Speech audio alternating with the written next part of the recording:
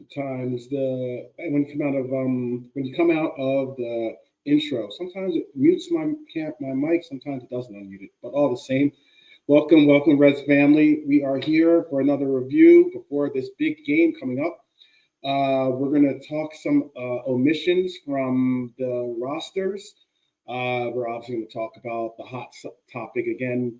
Hopefully, maybe for one more time, if not the last time, hopefully, until we can revisit it back when he returns from AFCON. But from the highest of highs to, let's say, the humbling of Real Madrid to feeling like European royalty all again, to the lowest of lows, which was a 4-1 humiliation to PSV at Anfield, which equalized a 96-year-old record, by the way, might I say that. Something that we don't want to see ever again. 3-goal home defeats, late collapses, our best player accusing the club of throwing him under the bus, a manager under a Christmas deadline. And now in the middle of all the chaos, we walk into the San Siro to face Inter, a team that does not lose at home in Europe. This isn't just a Champions League night. This feels like Judgment Night. Good movie, by the way, or a great soundtrack, by the way. If you ever get a chance to check it out, it's one of the few heavy metal, hard rock, heavy metal, whatever you want to call it, like combos of hip hop and heavy metal put together. But the movie was okay. But anyways, judgment of the manager. This is what it's going to be. It's going to be a judgment night on the manager, maybe a judgment night on the project that he presents. There's some other things going on in Europe that could be very interesting as well. We'll get into that as well. But judgment on whether this Champions League is in crisis for us. This side still hasn't really picked up where it left off last year and really reclaimed any of its season's identity. Tonight's show, we're going to ask one simple question in 1,000 different ways, probably, with the help of you, by the way. So is this the night Liverpool remember who they are, or the night Europe realizes we've forgotten?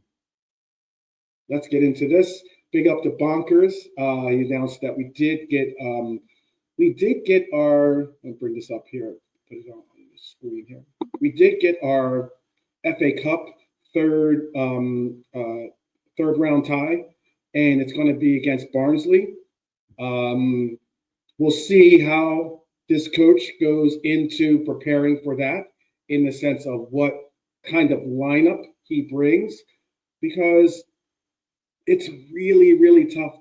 Really, really tough now, especially with the fallout that we've had with Salah and him calling out the coach, and how we've already had some civil wars, if you want to call it, or divisions in our fan base.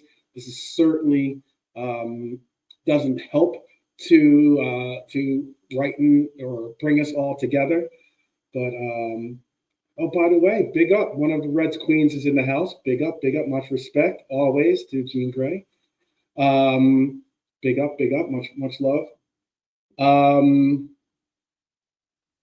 I appreciate that too. And always your contribution is always appreciated. Always a proper Red. Always loyal to the T. And that does definitely warm the heart to know that there are definitely OGs out there that support each other, because that's what our Reds fan base usually does. That's what our Reds family is supposed to do, in my perspective. So big up to you, big up to Red Armchair supporter and Bonkers, and all those that are joining us live. If you're joining us on the replay, big up to you for supporting, hitting that like button, hopefully from the gate. And let's just get into what I was just talking about, which is like it's going to be a little bit of a fun and somewhat tough show to go through, because let's start with the cold hard facts, things that you just can't simply spin. Liverpool and Inter have met 6 times in Europe. Liverpool have won 4 and Inter has won 2. We've already made history in the stadium before. Our beloved Jurgen Klopp's squad went there and won 2-0 in 2022. Now we have the chance to become only the second visiting team ever. Let me repeat this. We have the chance to become only the second visiting team, ever to beat Inter 3 times at San Siro in a European competition. I'll quiz you real quick. Can anyone name the club that has beaten them 3 times already? Who we would be joining? That's a little bit of a mouthful, but who we would be joining to, by the way, in that. I'll leave it up. I'll leave it up for you guys. Good to hear that you're feeling better, by the way, Gene. I know not through empathy, but through sympathy, what it's like to go through some difficult health periods. And yes, definitely. Oh, sound isn't great. Let me make sure my sound is better. 1 second. I think I know why.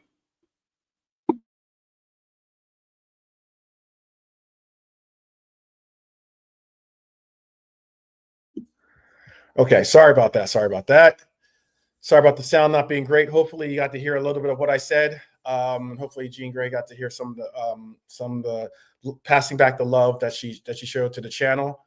I'm just saying that I'm hopeful, glad to hear that she's feeling better, and also glad to hear that you are making strides back to full health and the likes. Because I know, I was just saying from sympathy, I know what that's like. I've gone through a serious bout of health issues this year. So, and it definitely humbles you to know that we are mortal. So, but the love is true. So big up to you. And I hope that you continue to get better. And always know that we're here for you. 1 second. There should be a link in the app, but I'll put it again for you, mon frere. I will put it again. We'll get Lee on here as well to answer some of your questions, maybe. Let me see if I can put this in here. There you go. All right. So Lee will be joining us hopefully soon. I was just asking questions also to all of you. What I had said earlier is that we've already made history in the stadium before with Jurgen Klopp's side, when Jurgen Klopp brought our Reds into San Siro, and we won 2-0 in 2022. Now we have the chance to become only the second visiting team ever to beat Inter 3 times at San Siro in the European Cup.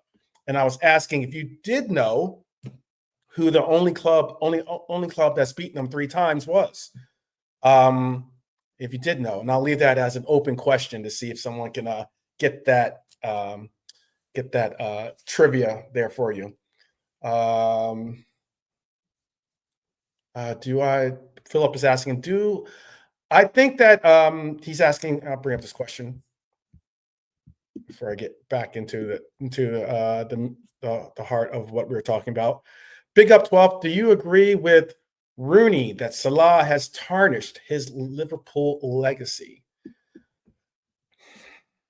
I don't believe that we still have to find out what's going to happen. We still have to find out what's going to happen. If it means that if what's going to happen is Salah has done this to force an exit from Liverpool, that'd be one thing, but I don't think he has. I don't agree with the procedure or the process or the path that he's taken in airing the dirty laundry. I personally believe that, for example, if I had an issue with someone on the panel, okay, and we were going through it, I would talk to them first then deal with it. If we agreed to it, then allowing for the public to know what's going on is the next step. But I would hold respect enough to say, hey, you know what, I've got this or I got that issue or whatever the case will be.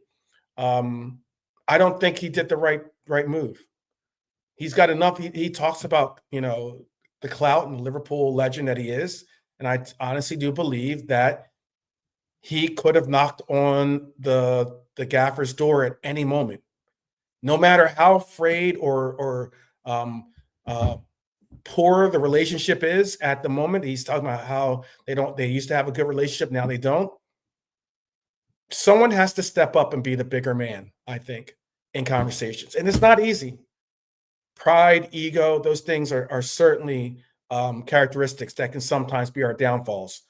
And what I would say is sometimes you have to step up and make the first move towards figuring out what is a solution to whether it's your issue or his issue or mutual issues, finding out common ground and working on creating a solution. He's one of the leaders on the team. He needs to be a part of it. That's why some players are starting to, get his back in what he's had to come out and say. And I can understand for them so because they're teammates of his. But I honestly do think that if we had an issue or problem, he should have done it in-house. That's the Liverpool way normally. And for him to go out and bring it out and kind of do this way, I think it's definitely not enhancing his Liverpool legend, or legacy, I should say. But all the same. I'm just going to wait for Lee to give me a thumbs up when he's ready. And okay, he's ready. And you guys got the grace of having Lee on camera, so be prepared, strap in, get ready. And you guys got the grace of having Lee on camera. I think actually, okay, forget it. For a second, I hurt myself. That was me, sorry. No worries. Yeah, it's just talking about. So I'll give you a chance to answer the questions since I gave the chat a chance. I don't think anyone stepped up to answer just yet. Do you know who is the only other team to have beaten or have? There's only one team that's beaten Inter 3 times at San Siro in the European Cup competitions. Can you name the team? Because we have a chance. If we win tomorrow, we'll be only the second team to have 3 wins against Inter. Can you name the other team? Tough one. Real Madrid? That would be no. Oh, wait. I don't know, actually. Wait, you know what? Let me see. Let me ask the computer here. Let me just see. Find out from the computer. Says nah. Oh, that'd be incorrect. Here, I'll take you down. I'll take you off the screen while you adjust everything. See if anyone else knows who it is. All right, I'll bring you back into the fold here.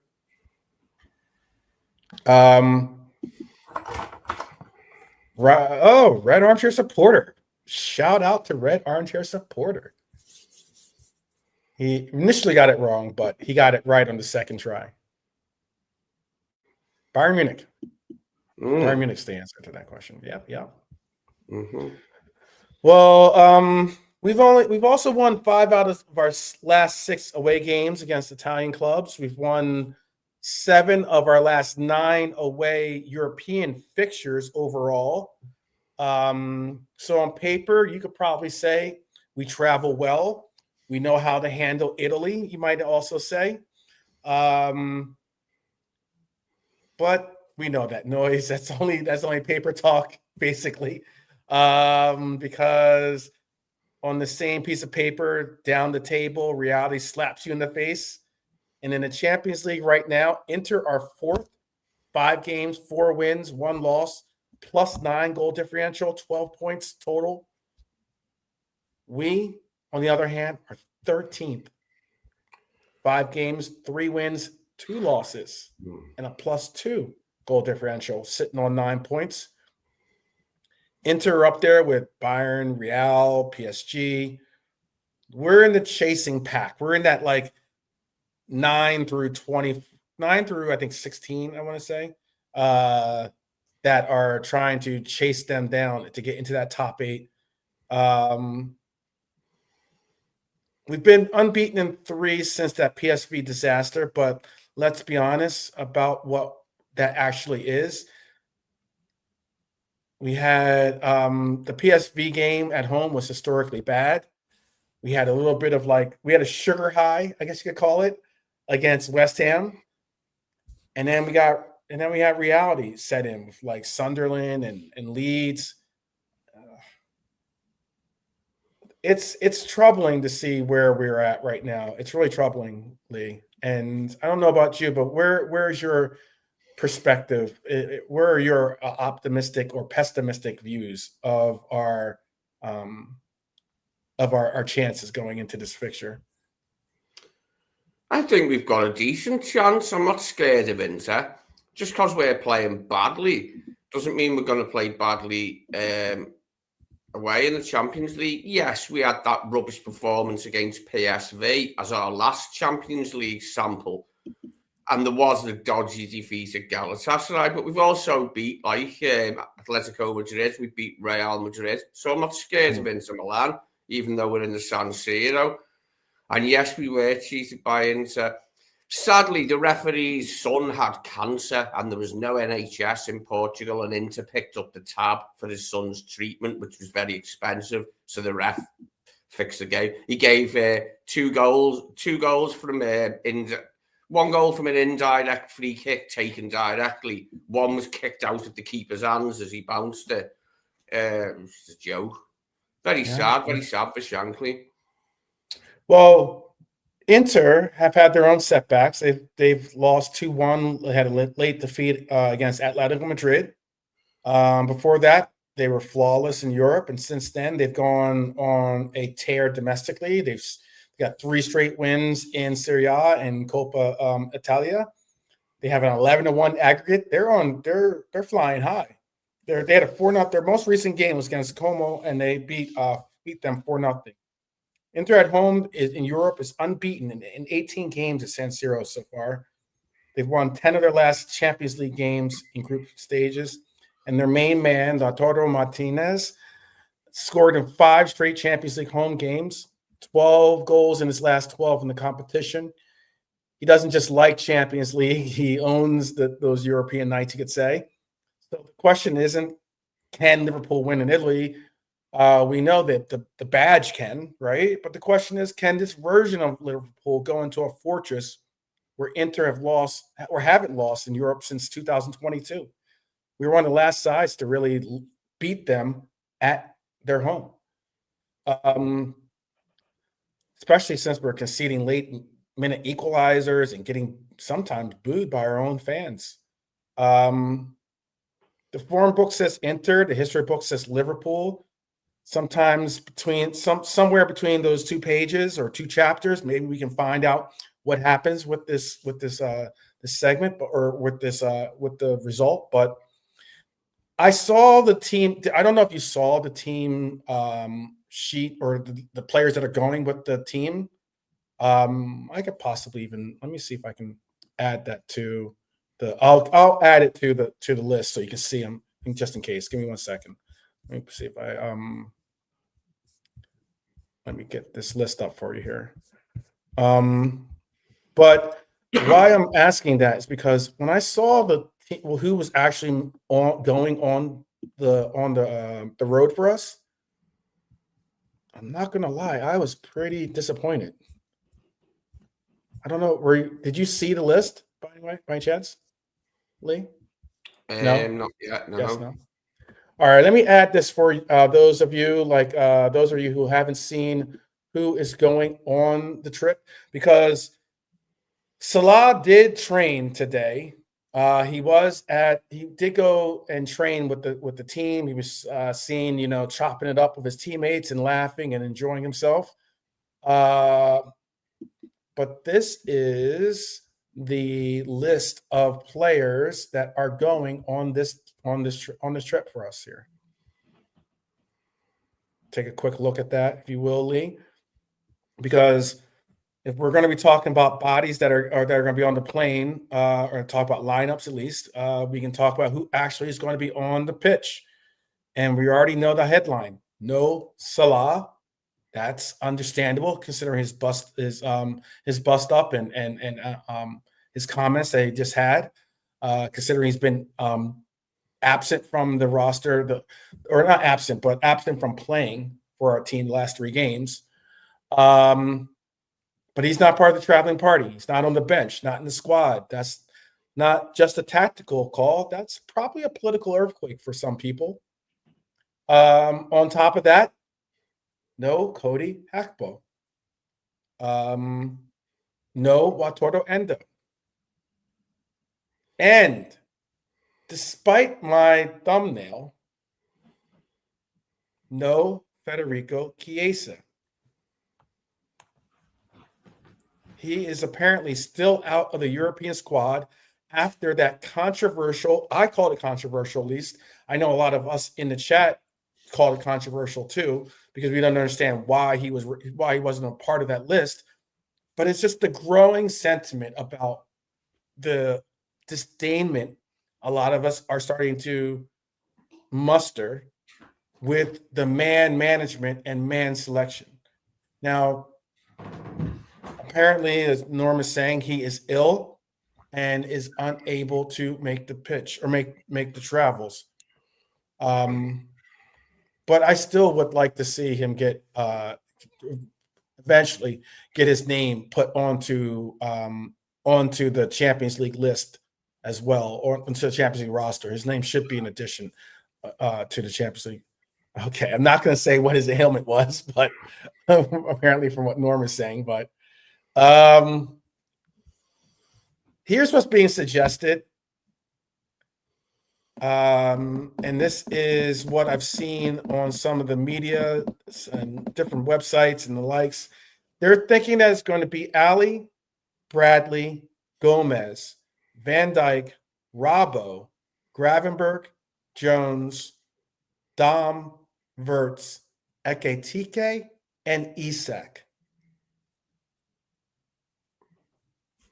I would have loved. I think there would have been no better place for Chiesa to get his first start, really, or not first start, but first legitimate start. Would have been in Italy. I think that would have. I think just being back home in front of probably tons of fans of his back home in Italy. That would have been an absolutely incredible spot for him to have a moment, to create a moment for us. But my Liverpool 11 is Bradley, Ali, Bradley, Gomez, Virgil, Robbo, Gravy, Wirtz, Jones, Chiesa, sorry. Wirtz, Sposalai. Who did I give this 11th player to? Ekitike, Isak. I think that's all I need to do. Yeah. So Ali, Bradley, Gomez, VVD, Robbo, Gravy, Jones, Wirtz, Dom, Ekitike, and Isak. That's 11. Just making sure. Who would your 11 be? I'd go for Alisson, Bradley, Gomez and Van Dijk, Robertson. Gravenberch, bring McAllister back in because it's the Inter game and I think it might suit him. A game against an Italian side, McAllister, Wirtz, Szoboszlai right. I'd try Ekitike or Isak even on the left into the Gakpo and the other guys on the inside. So I'll play both Isak and Ekitike. They could interchange between the left wing and the centre forward position, the two of them, because both of them spend a lot of time out on the left wing anyway when they're playing centre forward. It'd work out somehow, I think. I'd like to see that. I don't think I will. I think it'll be one or the other, which will probably mean then, obviously, Gakpo starts again, unless Rio's given a start, which I don't think in a game like this. So, but I would like to see that, actually. It's more likely, though, that it'll be either or, Isak and Ekitike. But I would definitely play Dom on the right again, where it's in the middle, and I would bring McAllister back in because it's the Inter game. I think it might suit him, an Argentinian playing against it. Yeah, I think it might suit him this game. So I'll bring him back in, even though, like, Jones was good. Jonesy was good, and it was a good attempt onto the bar. The rest of the game was good from Curtis against, well, better than most of the others against Leeds. But I would still bring McAllister back in because I think the game may suit him, may suit his skill set, this type of game. Okay. Big up. We're joined by JK rocking rocking one of his original avatars on his screen. What is yeah, definitely welcome to the show, and tell us what your reaction was to seeing the traveling squad that we're going with, and what would be your starting lineup. You don't have to give me Slot's lineup. You can just give me mine. Yours. Well, I'll go with the Leeds back line with the Alisson, Gomez and Virgil, Robertson and Bradley on the right. And then I would pack the midfield. I'd play Jones, Wirtz, Gravenberch, Szoboszlai and McAllister. You know what I mean? And then play with and then Ekitike up top. So you play the lone striker? Play the lone striker and then... And Chiesa's Norman saying Chiesa's ill. Right, that he is. So there's two people out there and Salah on top of that. So that's three forwards, attackers we got missing tomorrow. So it looks like we're going to see Ekitike and what's his name? Isak playing together maybe. So with Wirtz behind them, that would be sound for me. Give it a go. What you got to do is now, look, the squad sort of lacking three attacking players. So you got to go with that lineup for me. Sorry, just thinking about Isak, give it a go. Like, I just thought of the like the hands up emoji. One like, it's only Europe. It's only why not see what happens. That's where we're at. That's so wild that we're at that moment in place. Is that we're at that spot in time where people are just so not pessimistic, but like the amount of optimism that you have for, going in for a strong squad is like, who knows? We're going to tune in to support regardless because we're Reds, but it's tough. I think the reason why I chose my lineup was because Ali's automatic. That's obvious. Bradley, I think in some of these bigger games, Bradley has really stepped up and shown some real interest in trying to prove his worth. I think if there's any game, Inter away is going to be it. I chose Gomez over Ibu because, let's be honest, Ibu had an absolute stinker in that last game. And if you're going to be Mr. I'm going to hold players accountable, which I have no problem or issue of doing. I have no issue in supporting that. But if you're going to be Mr. I'm going to hold accountable, and one of the few legs that maybe Salah does have to stand on is, if you're going to sit Salah, then why aren't you sitting Konate? You could argue, oh, well, we don't have a cover for it. I rather at that moment in time, I would have rather seen Gomez. I would have even gone for practically even Endo playing at that role than seeing the opportunity for Ibu to perform at the way he has lately. VVD, you can make an argument that he needs to be sat. I get that, but I wouldn't go as far as to sit our captain. I think that he's still. I think the one thing with the difference between Ibu and Virgil is that Virgil is looking for that proper support system, He's had some. He's made some flaws. I'm not saying he's flawless, but I think he's been expecting the level of performances to be excellent, if not able to cover for him. But I still think that Virgil has, as Lee is just saying, I think Virgil has to start every game for us simply because he is still our best defender, period.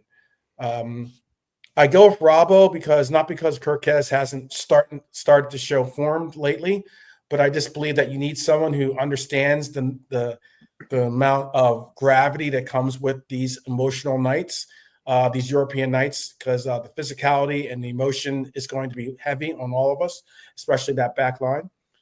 I think that a midfield of Grav and Jones gives you legs. It gives you the ability to have players that can receive the ball deep and be able to progress it forward into the final third, either through passing or through dribbling themselves.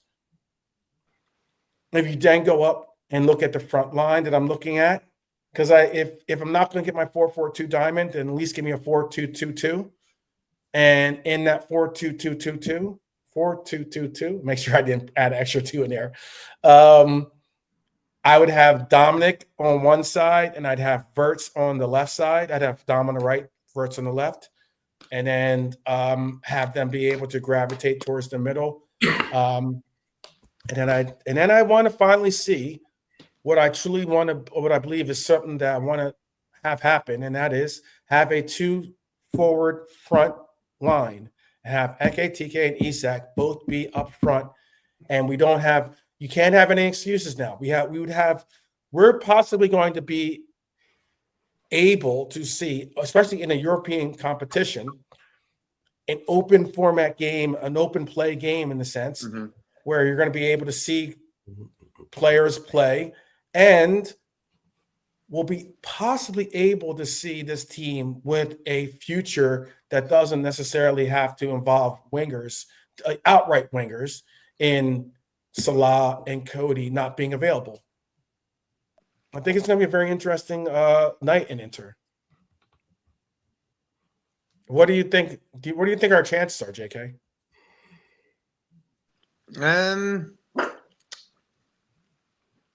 It depends on the concentration levels. Salah's not travelled, so he's not there. So we'll see. I'm not really confident. Mm-hmm. If we get a point from there, I'm sound. Inter a good team, bro. They are.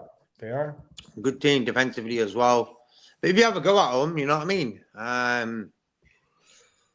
Yeah. So, but for me, I'd love to see Wirtz with Ekitike and Isak in front of him together.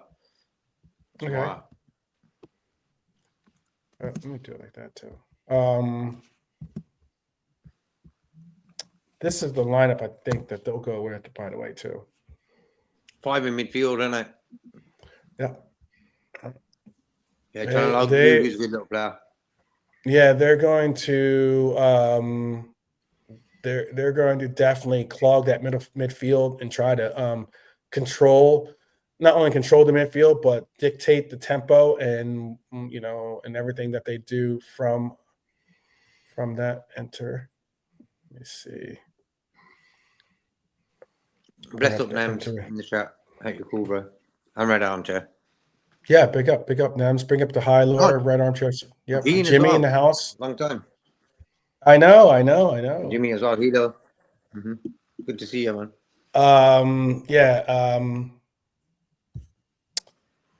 Thuram and Martinez will probably be, because they go for interesting. They go for interesting lineup. They do it like a 3-5-2.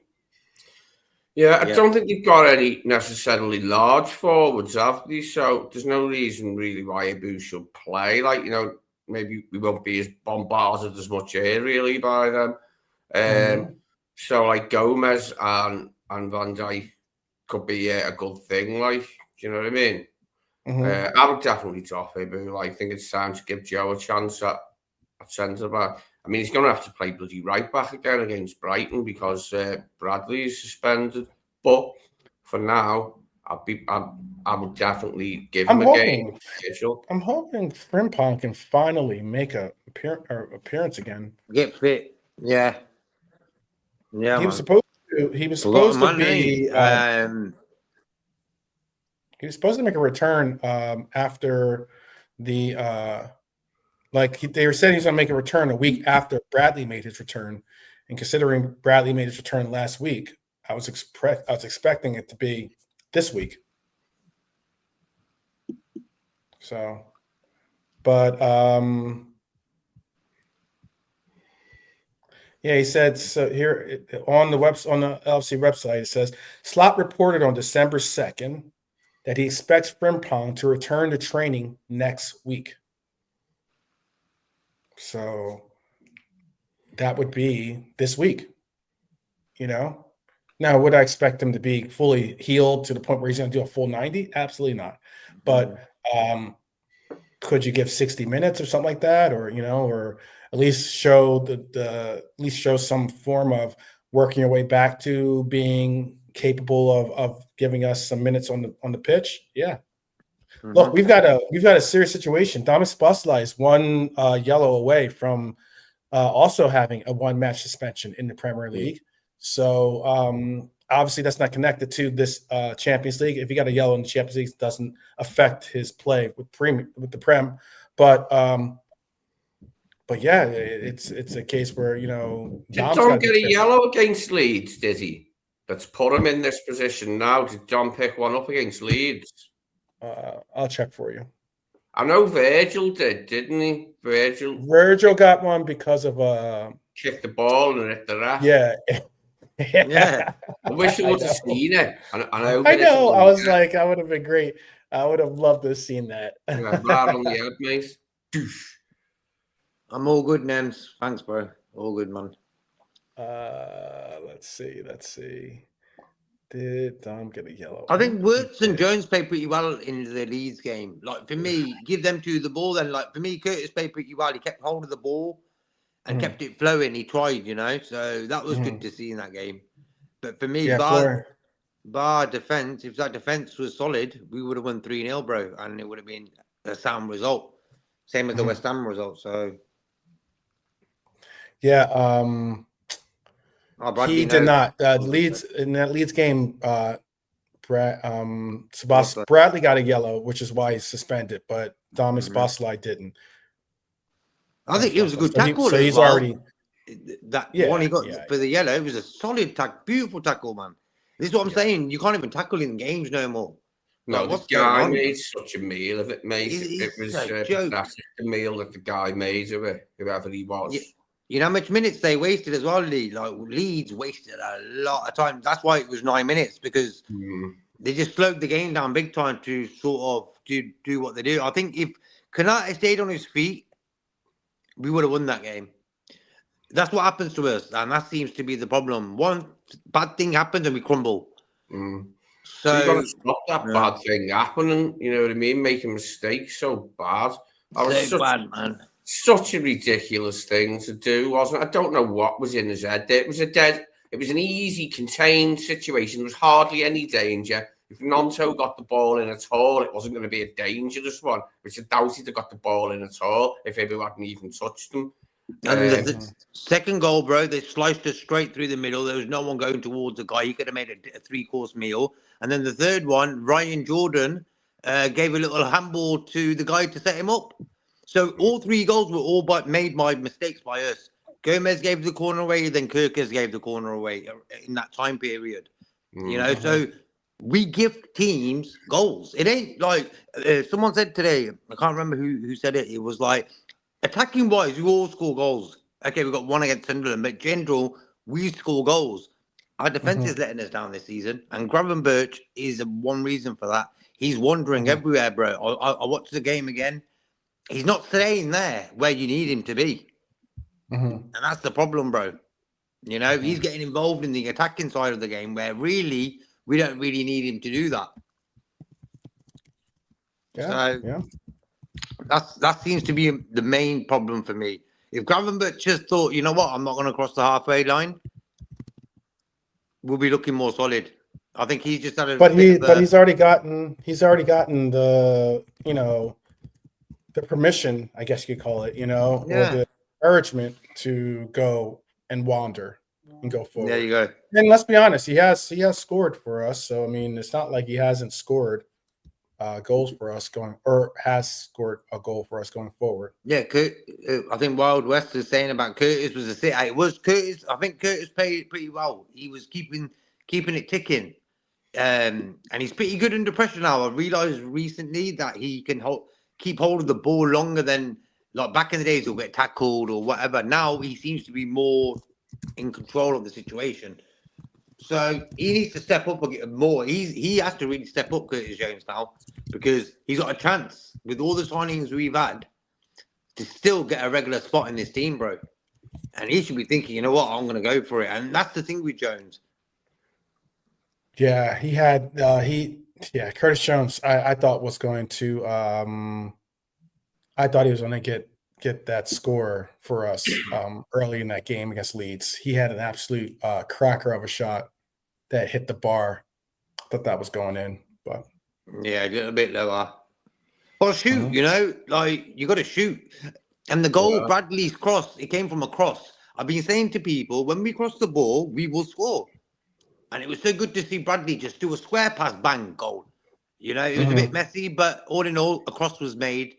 Gakpo did it the other week for Isak against West Ham. That's what we want our attackers to do. And I think the Salah situation would have been sound if the manager said to Salah, bro, we know you can score goals, but this season, I want you to assist. Break the records with that. I want you to get to the byline, square ball, bring it back for Isak Ekitike. Simple things like that, bro. And it frustrates me that they've allowed this sort of argument to blow up the way it has. That's pretty embarrassing. Yeah, you know? It is. It is. Because for me, I would have said to Salah, listen, bro, take a little bit of a breather. It's been hectic the last year, whatever's happened. Take a few games off, and when you're back ready, and you know you're ready to come and smash it, let me know. And that's it. Yeah. That's how you handle the situation like that.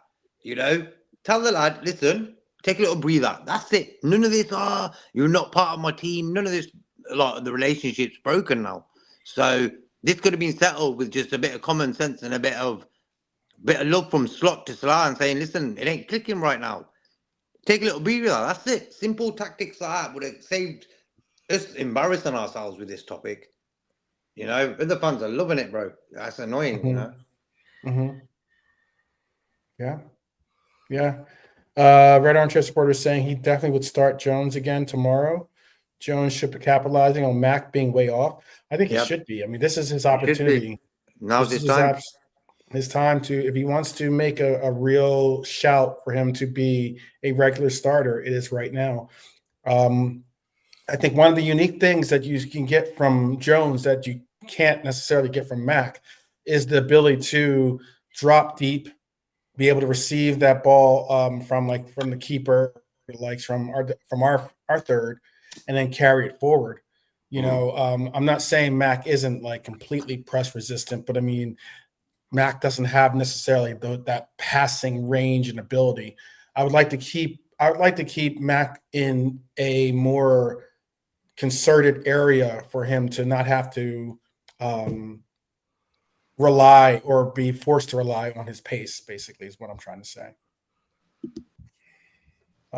Inter sit fourth in the Champions League table with 4 wins. Yep. I saw all those stats earlier. Julio. I like that sort of information. Yeah. That's a sort. Yeah, I mean, I like that sort of information when people in the chat like bring that sort of stuff up. Like Inter's record, like scored 31 goals in 9. Is it? 11. Conceding only 7. So defensively, they're sound. Yeah, they're a team that's always very strong. I hope they're always strong, like at the San Siro. So it's a tough task. But I'm looking forward to it. As I said, I'm not scared of them. If we could beat Real Madrid and Atletico Madrid, okay, that was at Anfield, but we can beat them teams. We can pull out a win against these. Because we weren't even playing that good when we beat Inter. Real, when we beat Real, we'd lost a few matches in the league already, and then we did that. So why can't we do it again? It will be a tough order, and I'd be happy with a draw, but of course I want to win because it gives them a massive boost to win at a famous ground against a storied opponent like Inter Milan. San Siro, you know, I've been there. Like, whoa, what a stadium! And it could be the last time we play there. Maybe I'm not sure. Yeah, because the new stadium is going to be built. Yeah, so wild that they're building a new. I mean, I love that stadium, bro. It's my favorite. It looks great, doesn't it? Like from a distance when they take photos of it, because there's nothing else around, is there? It's not like surrounded by houses like Anfield or a public park and all that. No, out in the sticks. Well, not out in the sticks, but it's sufficient. We know what you mean. Yeah. It's like it is the main attraction. Let's call it that in that area. I do have some up, but I'm gonna work on this and try to get this together because I'm gonna get the quotes ready for from the actual press conference that was had. But basically, Slot, Salah, Chiesa, man management. That's basically a word or words that we were all on about. Someone even I think ringing is that doorbell? I think right. Hyler is asking, "Are you optimistic about the game?" The only thing I'm optimistic about is seeing what we do in the midst of all this controversy, in the midst of the fact that, yes, one of our notable legends, one of our notable main characters in our story, Salah, is not going to be a part of the the writing of what we need to do in Italy. And it's something that, again, I do have a piece. I'm going to give a little op-ed piece that I'll share with you guys at the end of the show. But I primarily think that Salah is still and will always be a beloved player for our club.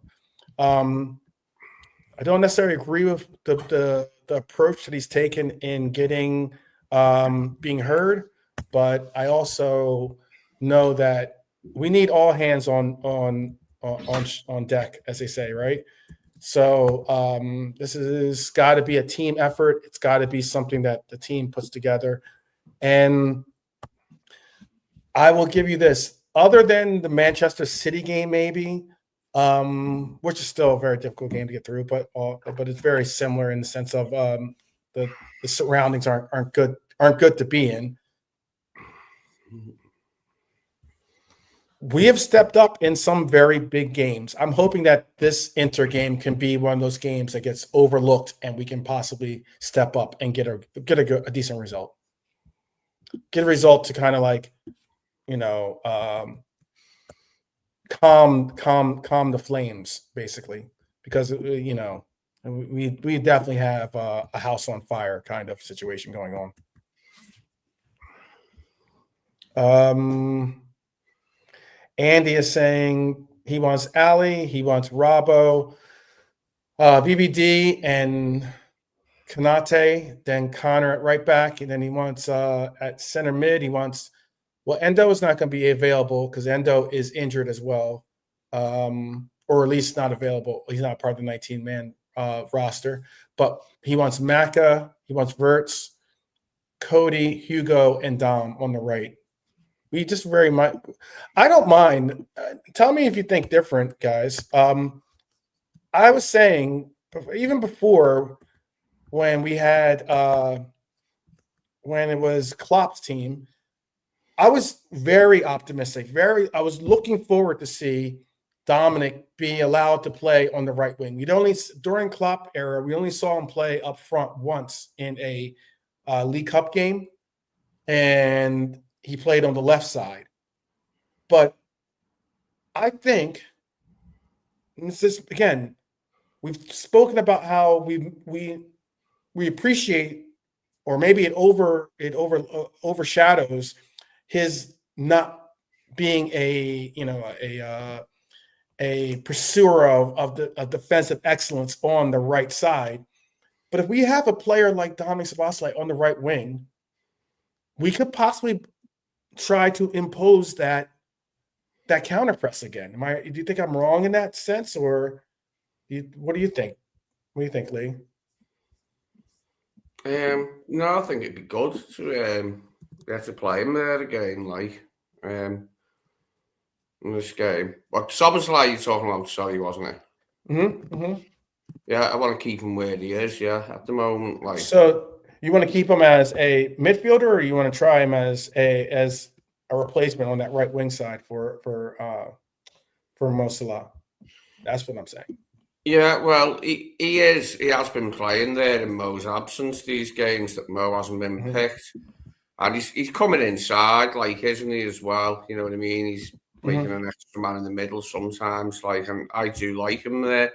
I think it was going well. Everything was going well, obviously, until the penalty against Leeds. So I don't see why we can't try that again. Okay. The only difference would be a drop Ibu and bring Joe in. And maybe potentially try and play Isak and Ekitike together in the other two forward positions. Like, whether that'll happen, I don't know. If not, it'll be Gakpo again with either or Ekitike or Isak, won't it? Well, Cody's not playing because he's injured. Oh, yeah, shit. But yeah, he's injured, isn't he? So it's either Rio or it's Ekitike and Isak, isn't it? Playing together. Forgot about Cody being injured then. Yeah, I'd definitely play Isak and Ekitike then.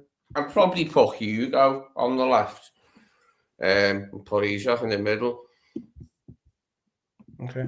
Yeah, I would play both of them together. I don't want to have to even play for I still say that I don't want to see us play with a left and right wing any longer at this moment in time. Or at least start to phase out of playing like that. That's just my personal preference, considering that we have two exceptional players as strikers that need to have attention, need to be shown attention. And I'd like to see that happen. No way they start Rio out of position in the San Siro. Okay, he's saying, I guess, meaning on the right side. You never know. He could play on the left side. Hyler is asking, are you saying that you prefer Ekitike and Szoboszlai out of position as the top two wingers to maintain Slot's original setup? No, what I am saying is if Slot is going to be persistent in wanting to have a 4-2-3-1, and he's going to want to have two wingers on the pitch, then I would prefer Dom to be the right wing for us in that case. However, if we are going to go with what I would prefer to see, which is a two striker front line, and you can push Dom back into that right midfielder position, that's what I would prefer to see. He can go up and he can push up and be in that create a 4-4-2, when we're defending. But primarily I want, because Inter are playing with a 3-5-2, that midfield is going to need bodies. And I don't want to see it be where we press two wingers and a striker up front.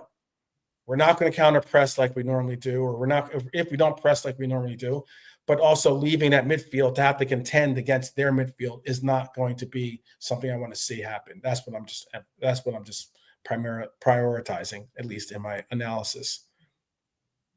But yeah. It is going to be very interesting though, because Salah being benched, Slot said, fair assumption and normal reaction for someone who can play for us. Of course, a player isn't happy he isn't playing. He wasn't the only one, I can tell you. He then praised Salah for being supportive and professional and mature. Okay, that was in the first press conference. That was the public line, and we know now from Salah's mouth how he really felt. Then you look at Chiesa, has been left out of the championship squad earlier in September, but why, some might ask, and it's been said to us that it's because he's ill. But he wasn't happy about being left out the squad the first time, and I wouldn't have been happy either. It's a question of like, you're for the cups, you're for the league, Europe. No, that's not for you, not yet at least. And Chiesa was unhappy about that kind of reaction to it all. It's a shame that Chiesa is not going to be able to get a start in this game. I would have started Chiesa in this game if he hadn't been injured, or not injured. Excuse me, ill, I should say. Would you have started Chiesa if he was available? Probably. Okay. Would you have started Chiesa if he was available, JK? Yeah, of course, bro. Of course. Okay. Slot knows what the Inter system is, that they play a 3-5-2. So, like you said, he'll want to have like plenty of bodies in midfield, like to try and get a grip of the game. So it'll be interesting to see how we line up and who the 11 players are. But we have got options, even though we're short of the option of Chiesa, Salah, and Gakpo. So we've still got options in what we can do to try and get a result. So it will be very interesting to see what he decides on anyway. Oh no, and I didn't mean to step on your the last bit of no, it's all right, I've finished. I was just going to ask you a follow-up question. And considering Cody's injured, considering that obviously Salah's not making the trip, and I see people's interest in starting Chiesa in the chat, which side of the pitch would you have started him on? Would you have started him on the left, or would you have started him on the right if he was available, obviously? Chiesa the left, because Szoboszlai's on the right. Okay. He's okay at playing left, right, or centre, Chiesa. You can do a job anywhere across the forward line, Chiesa, if you ask him to. Just he's not injured. I think he's got the flu or something then, yeah? Yeah, he's got the flu. He's not injured. So he's might be all right for Saturday. Yeah, I put that in the chat. Let me see if I can find where I put it. I put what the official line was from Liverpool. They said, speaking at his pre-match press conference on Monday evening, Slot explained Federico is ill, so this is poor timing, you could say, but it's not something you can do anything about. So we are monitoring his situation. If he has an amazing recovery, which we, the doctors, don't expect, he might travel tomorrow, but let's have a fair expectation. That's not what I expect. And Cody Gakpo, unfortunately, picked up an injury in the last game we played against Leeds, and he will be out for a few weeks. Who's that? Well, that solves that question, doesn't it? Because a lot of people were questioning his form and his input, so that's that one solved. I think we are going to see a Chiesa, because I don't think you start Rio. I love Rio. I love the the amounts of energy and different intensity he can bring to a game. Obviously, we saw that in Newcastle, but I'm not going to rely on him to be the starter for this club going forward. Yeah, it looks like a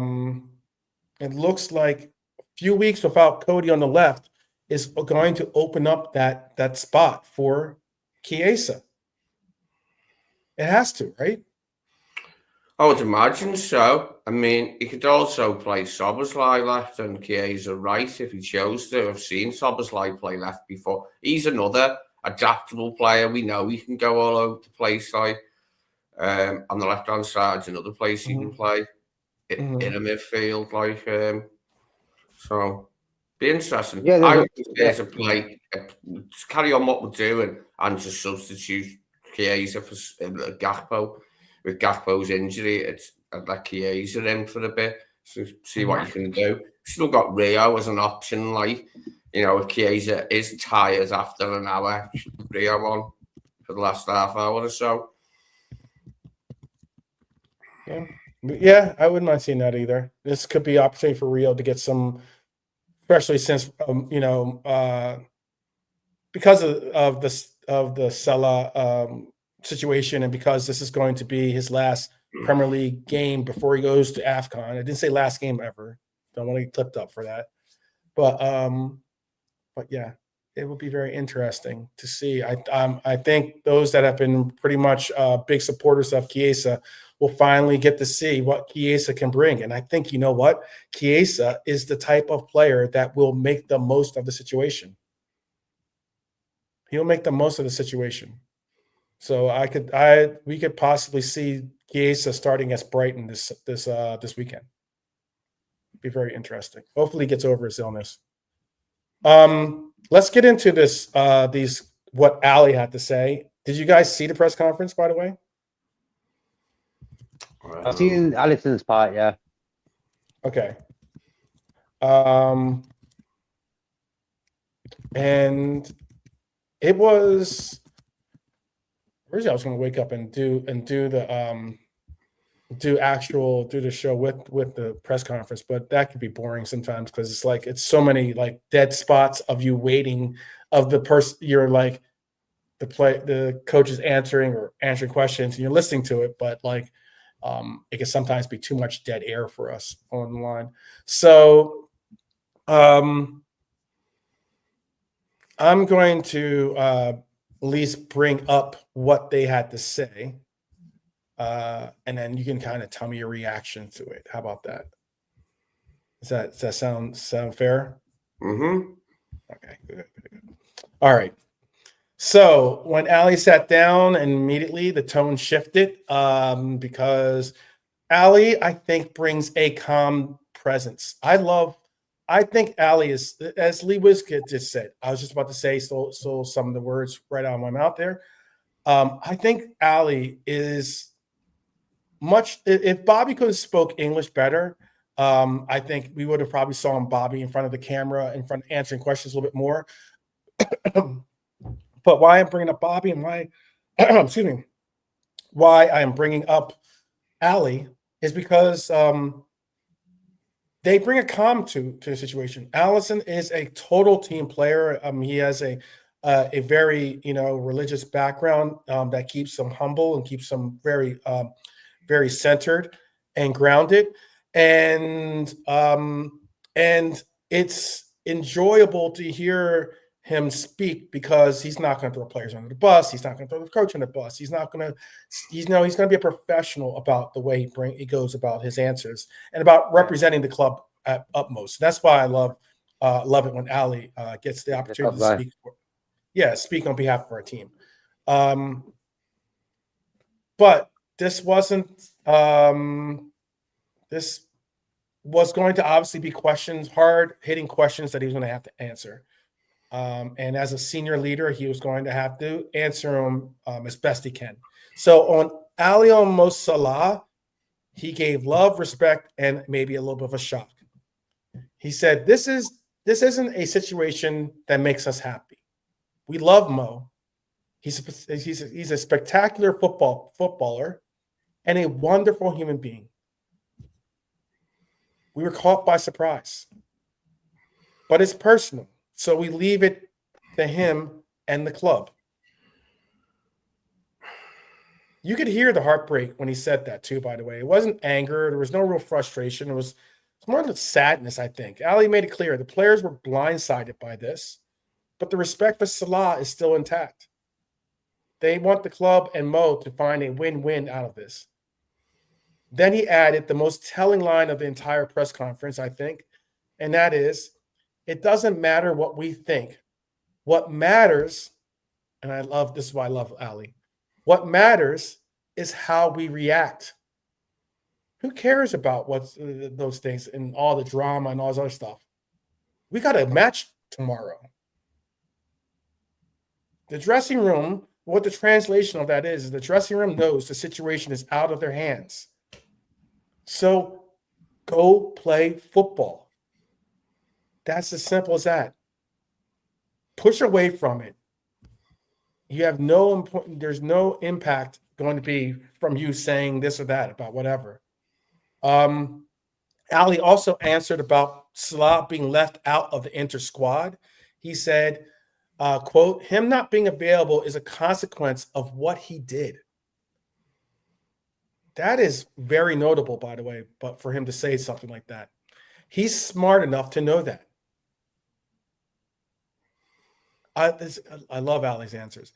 This is the closest anyone in the squad has come to openly acknowledging the gravity of Salah's interview and the accountability that you have to take on by saying what you said. He confirmed this. He also confirmed he hasn't had the deep personal conversation with Mo yet. But he will, and it will be private, and it will remain private because their relationship goes beyond football. They're leaders. They always have honest conversation, and I love it. That's leadership. That's honesty. That's Liverpool, plain and simple. On senior leadership, Ali's shifted into kind of like a captain mode, if you want to call it that, even though he's not wearing the armband. He said, we, the senior players, must step up.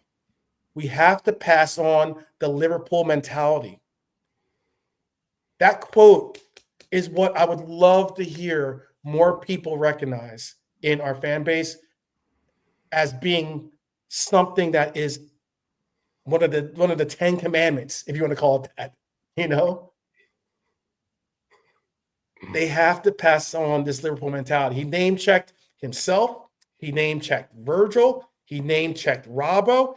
He even name-checked Curtis, who is not necessarily a, OG or, old head or if you want to call it that, but he is a part of this club so ingrained in that he's from the youth academy. He's grown up. He's a Scouser. How much importance he name-checked Curtis. Anyone who's been here long enough to understand the DNA, he made it clear.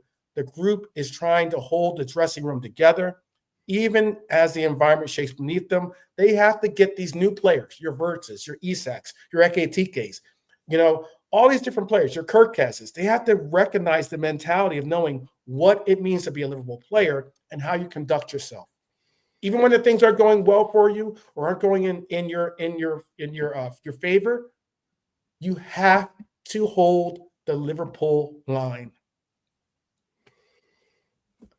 And finally, I'm going to give, and then I'll bring it to the panel to see what they feel about those comments. On Slot, the crisis and whether the squad still believes, he said, this is where you could kind of feel the room hold this breath to see like, oh, okay, what is Ali going to say here? And he said, and when Ali answered, he didn't waver. He said, of course, yes. Short, clear, deliberate, of course, yes. He even doubled down saying, we believe in his knowledge, his style of play. The club believes in him. It's not only his responsibility, it's ours. We have to take action. That's not a squad turning on their manager. That's a squad admitting they failed with him. Not just solely because of him, but with him. And I think I'm going to give two more quotes real quick, and then I'll open up to the panel. He also spoke on Rooney's comments about Salah, and because Rooney came out recently and said that Salah is disrespecting the club. Wayne Rooney is now a pundit, and he's taken liberties and often some real liberties on speaking about Liverpool, who is obviously an arch rival, whether it's from his Everton days or even to his Manchester United days. But he said he was diplomatic in what he had to say, but he was very firm in what he had to say. And he says, I don't believe Mo's goal is to disrespect anyone, but you must deal with the consequences. I think that sentence should be engraved in the playbooks or in the greetings. Mo has the right to speak. Absolutely. The club has the right to respond, but both things can be true. I would prefer for it to be behind the scenes, but if you're going to bring it out, you're going to bring it out. And finally, on whether the dressing room is united, this was an interesting answer. He says, it's as good as it can be. I don't know what that really means. That's kind of diplomatic. That's a diplomatic answer, but it's as good as it can be. Every player has thoughts, but we know the challenge we face. The dressing room isn't shattered. This is me speaking, at least. The dressing room isn't shattered. It isn't perfect either. They're surviving, not thriving. And it's going to be interesting where we go from here with, what was said. So I'm going to ask the panel these questions. Did Ali pretty much confirm that Salah crossed the line, or you think that Ali basically, do you think he kind of gave Salah maybe an out? What do you think, Lee? That was great what Alison said. We're all together and all that one. It's exactly what I'd expect him to say and what he should say. I'm glad that it apparently hasn't caused too much discord amongst the squad. There was a chance that it could happen, because it has happened before in other squads where a player speaks out and it gets others back. So, but hopefully they're all big enough to just move on from this and not let it affect them. So that's good, yeah. He always speaks well when he speaks out. He's very honest and quite direct, Alisson, when he speaks, isn't he? But he's an honest bloke, isn't he? Doesn't talk bollocks, he talks from the heart, is what I'm saying. Anyway, he means what he says when he speaks. You don't suspect him of, swinging the lead, do you? Okay, swinging the lead. Yeah, you believe him when he speaks, Alisson. Okay, I haven't heard that saying before, but I understand. Oh yeah, it just means bullshit and lying. I understood. I understood it. Yeah, I understood it. You'd have to drop the explicit language, but I got you. What do you think, JK?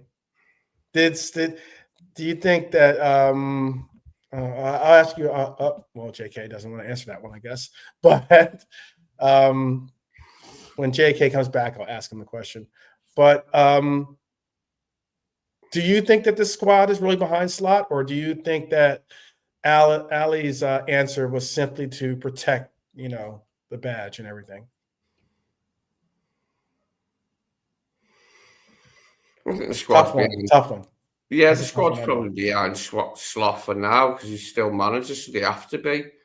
There might be a few little tears at the fabric of the whole thing, within the squad. Some of them might be losing a little bit of faith, but they'll still be behind him. They'll be listening to him and doing his bidding, doing what he says on the pitch, taking his instructions.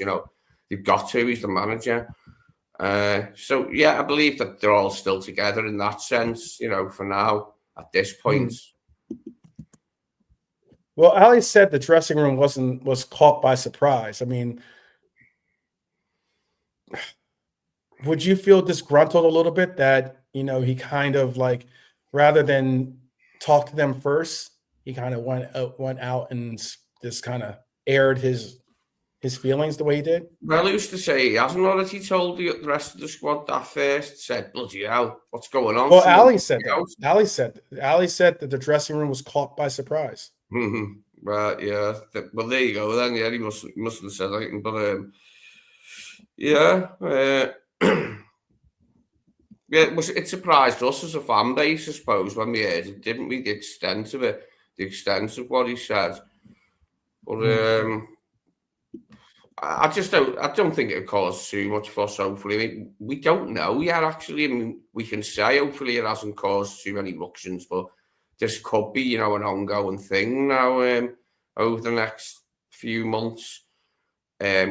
Even though Mo's going to AFCON soon, it'll still be in the background why he's there. And then it'll come back to the fore when he returns. So we won't really know what the damage done is for a while, because if there is any damage done, it won't show itself straight away. You know, it's only been a matter of hours since he said these things. We'll have to wait and see, won't we? Like, what happens? But I hope it doesn't do too much damage. You know, he can just play through it and shrug it off. Like, basically, yes, he's not happy. You know, he's been a superstar for a long time. Now he's been dropped. But, you know, he's only, as I said yesterday, he's only missed a week of football. The 3 games he's missed has all been in a week. So he's only been outside for a bloody week. You know what I mean? It's not the end of the world, is it? Like, it's not like he's been outside. It's not. But I 7 guess to days him ain't it that is. long a time, really, is it? They say a week's a long time in football, and clearly it has been a long time for Mo because he's got a cob on about not playing for a week. But in reality, a week isn't a long time, you know. Mm-hmm, mm-hmm. Do you think that maybe I'll hold off on that question. I was going to ask a tough question, but I won't burden you with that one. That one's a little bit tough.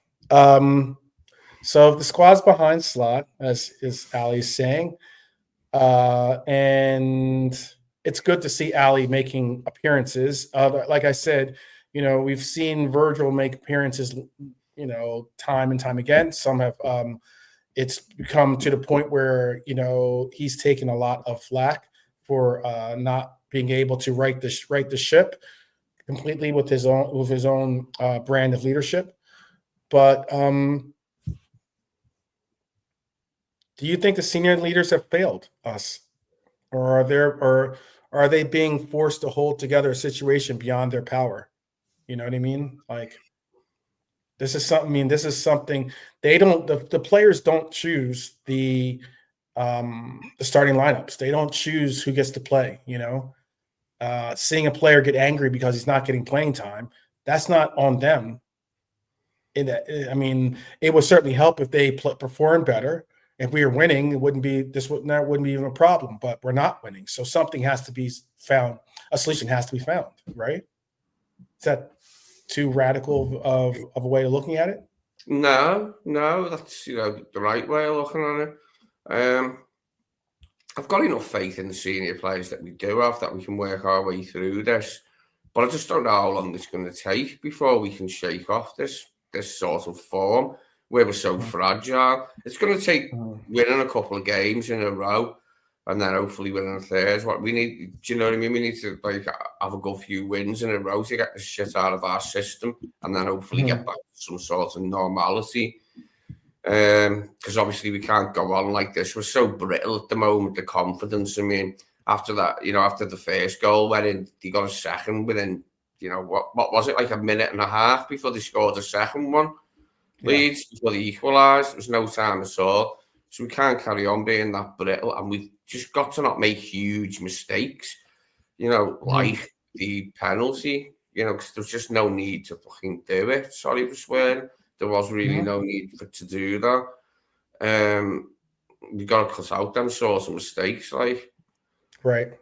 You got to figure it out.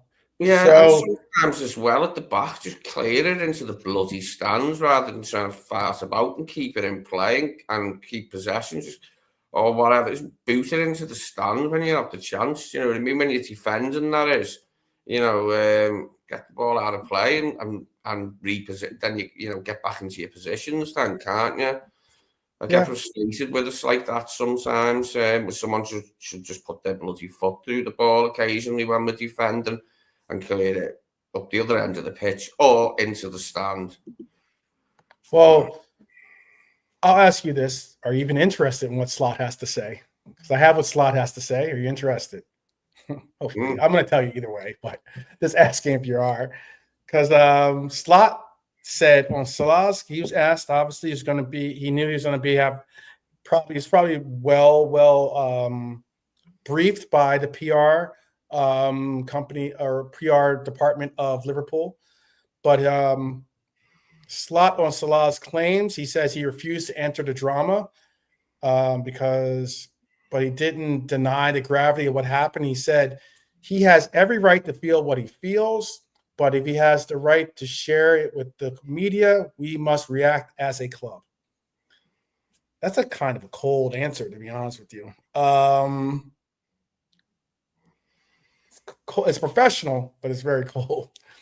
Because basically, to me, that's what Slot has done, is just confirmed he and Salah were talking regularly before Leeds.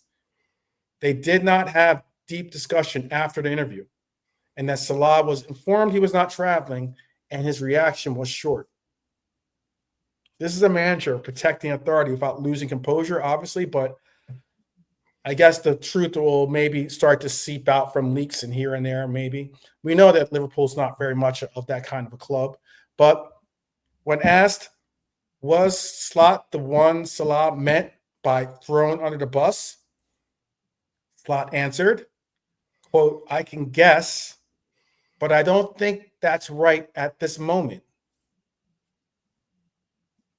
I don't know what to make of that answer. It's obviously not cowardice, because he did address it. He did answer it. But Slot's not trying to feed these headlines. I mean, that's smart. He's not going to escalate it into a soap opera. He's not going to he's keeping, I think, what the PR department, or probably, those in the backroom staff have told him to do, and possibly even his own beliefs. And that is, keep the club's image intact, even if the player didn't, and do the best to try to look professional and look above the fray. He was asked on whether his authority has been undermined. Slot's answer was, no. It's not about me. It's about the team and the club.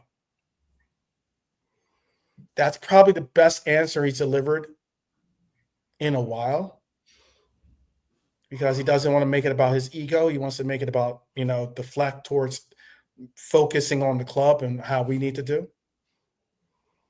On whether Salah has played his last game, this might be something you'd be interested to hear, Lee. And that is, he said, I have no clue. Now, I think that's the truth. I think he's being truthful about that, because he's not the person that's going to make that decision. I don't think he's the person that makes that decision, to be honest with you. This is now probably going to become a in-house discussion of Hughes and Edwards, or, and Slot might be in the room, but it's going to be a discussion first with them first. On why he dropped Salah in the first place, he answered, quote, we looked vulnerable against Forest and PSV. I tried many solutions. I chose more midfield control. That's honest. It is honest, and it was the right thing to do in the circumstances. Yeah. And that's why, again, when I hear some that are defending, why Salah shouldn't have been dropped, I'm like, it was Slot's decision was tactical. It wasn't necessarily personal. I don't think he was trying to make it political, and I don't think it was necessarily about punishment. I just think that it was more about the fact that he wanted to solidify his midfield that is getting run through. Pause. Because when Slot said there is always a return for a player, and I think that leaves the door cracked open. It's maybe only slightly, but it certainly leaves it open. And I think that's important to keep in mind. Very important. I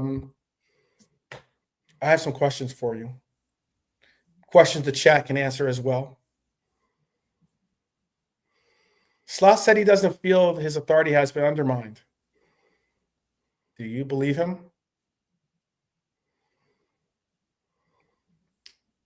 For a leader like Salah to come out and say there are people in the club that don't want me in this team, the fact that he's been lied to, that he deserves to play, yada yada yada.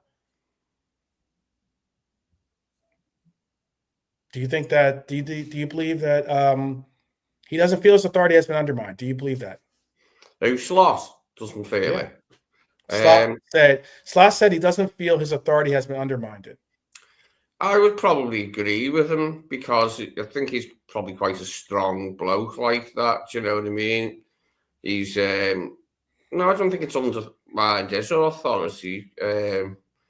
by a player questioning his decision. He said Salah's entitled to do that, ask why he isn't playing, but Slot tells him, has told him, even if he hasn't told him directly, he told the press, I dropped him because I wanted more midfield control. Right. And we're trying to win matches, and that's what we're not doing with Mo in the side, or what we weren't doing with Mo in the side. We've got a little bit better, I think, since Sobo's been playing the right wing. I like the idea of him and Wirtz both being in the team. I don't want it to be either or, not the way Sobo's playing this season. We just want to get the balance right. It's all about balance, isn't it, with football and with the side. Once we get the balance right, we can get back to winning. And I don't see why we can't, not get right back up Arsenal's arse, but get, around the top. We're too far away from the present. It's a bit embarrassing, the gap at the moment. I want to see that reduced. As I said, I don't know if we'll be able to get right back up their arse, in terms of, being 1 or 2 points behind them. But, I want to be within at least, say, 6 of them once we get ourselves sorted out. What is it, 10 at the moment, isn't it, the gap? It's 10 because they lost and we drew. But yeah, I think I think that's clearly what Slot's thinking of doing when Salah's at AFCON, is playing Szoboszlai right wing again and carrying on like this. Now that Gakpo's unavailable, that's interesting, because Chiesa is as well for tomorrow night. So what we do there, I don't know. But in the long term, then over the course of Gakpo's injury, which is meant to be 3 weeks or something, he should miss about 5 games, 6 games or more. Yeah, because we're playing 3 times a week, aren't we? So he's going to miss a lot of games there. So there's a good. If he's missing a few weeks, as I don't know what a few weeks is, if it's 2 weeks or 3 weeks or 4 weeks. Well, few's usually 3 at the least. A couple's 2 in it. Few's usually 3 at the least. You would think. I mean, usually, if you were to say, rather than say a few weeks, if it's a month, to say it's a month, to say it's 4 weeks or whatever, but rather than be on some other, you got to dissect it. I think they don't even really know what it is, but I think you do have to feel, Slot has to recognize the fact that having a power struggle with possibly one of the with one of the most securely structured or securely placed players on our team, being one of the biggest stars on our team, isn't a place that you want to be as a coach. But I'll ask you this then: do you think he was tactically justified in dropping Salah, or is this now a power struggle he can't win? Do you think Slot was tactically justified in dropping Salah, or is this now a power struggle he can't win? Kind of like you can't win, Adrian telling Rocky, you can't win. For me, I've already said, I think it was definitely the right decision to drop him for the midfield, quote unquote, more midfield control that he desired. And I also think that no, he hasn't taken on something that he can't where he can't win, because at the end of the day, if he doesn't want to play him, he just won't. And then if he's not playing, he'll be sold because he's on such big wages. There's only one winner here, mate. If Arne Slot's staying, there's only one winner there, and that's Arne Slot, the manager. Yeah. I mean, it's going to be interesting, because this is one of those. This is you don't get it too often, where you get this power struggle between the star. Let's be honest. He is one of the biggest stars on our team. So whether when I say the star, I don't mean he's the only star on the team, but I'm saying he's one of the biggest stars on our team. And when you have Salah, or you have the star of your team, butting heads with the head coach, it's not going to be. It's eerily reminiscent of Aubameyang and Arteta,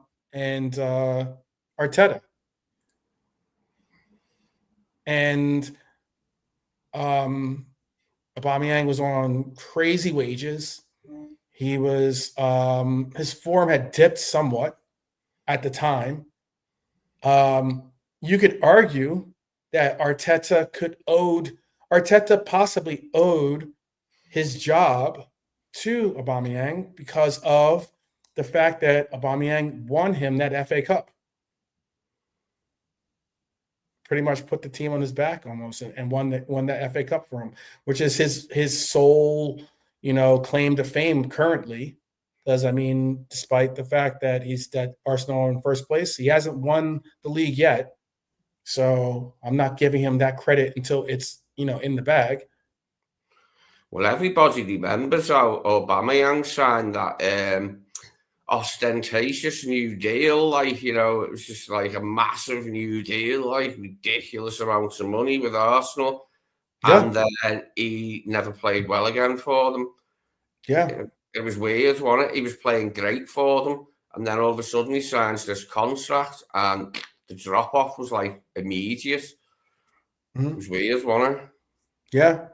I think in anything, and this is, I'll answer my own question on this next one. I think Salah's interview revealed a communication breakdown. Because there's no way that the star player should have a problem talking to the head coach. If you're a leader on the team, if you have a personal issue or you're not understanding the direction that the coach is going, or if I would hopefully assume that Slot had a conversation with him saying, hey, before the first time he did it, hey, I'm going to go a different direction in today's game, or going and I'm going to try giving a different direction and trying to go with, Dom or someone else at that top spot, or maybe in the formation change. Then I hope he had that conversation. But if he didn't, and we're at a place where, and you believe exactly what Salah had to say, which is, he doesn't understand why he had a good relationship. Now he doesn't have a relationship at all with them. That's a communication breakdown, right?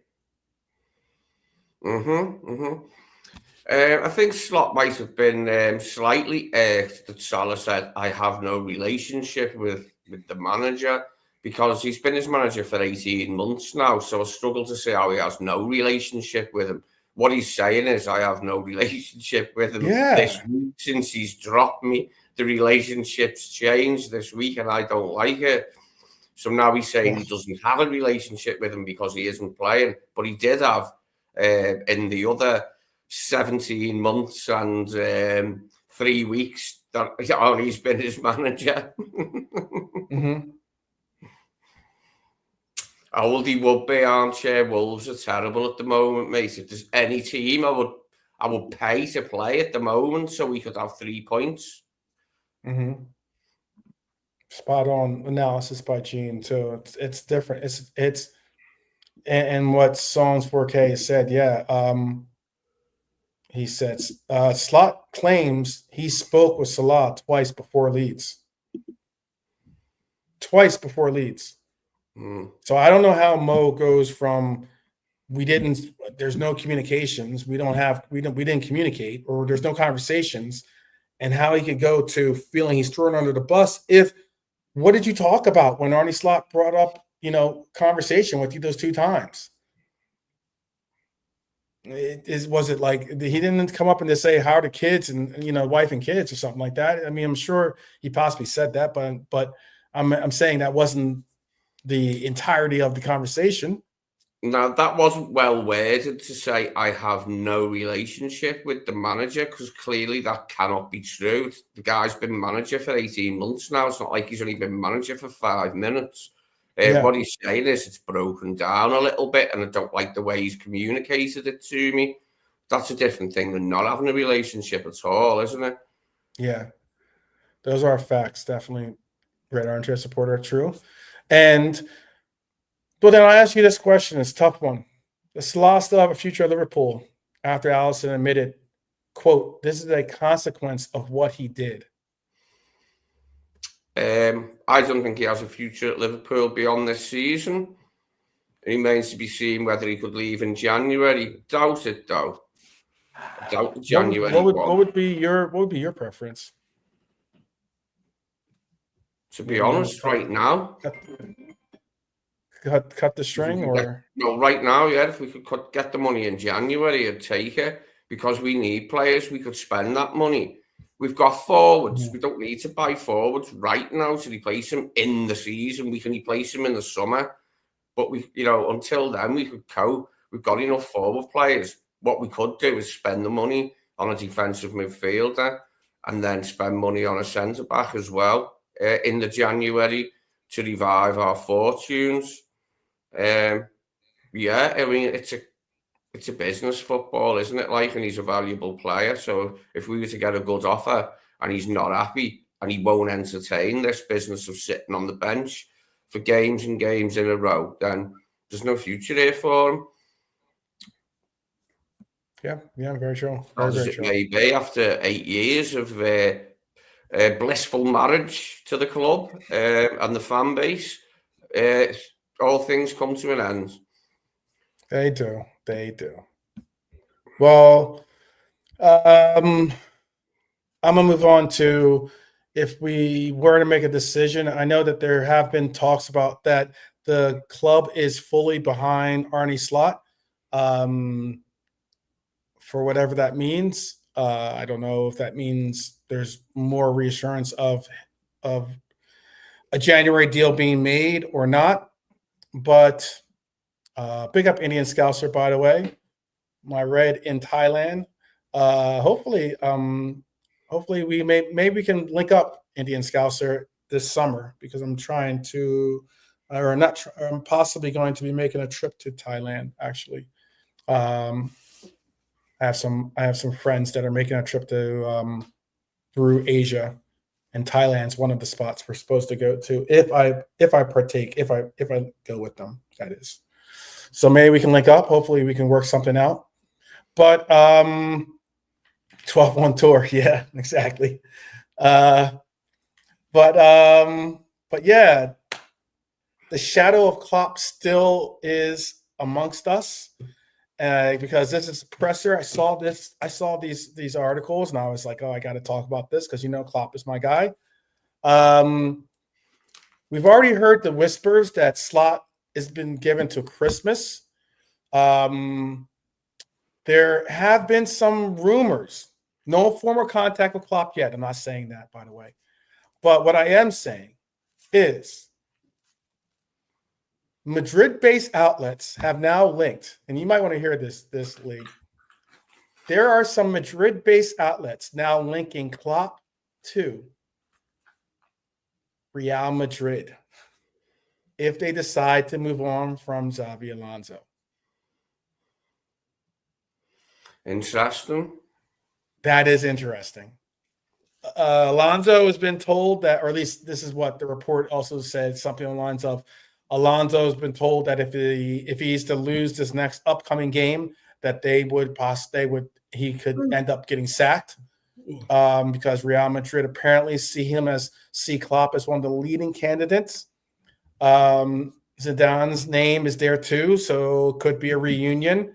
For all those that thinking reunions don't happen. Well, for the third time, has he been back once? And he's done.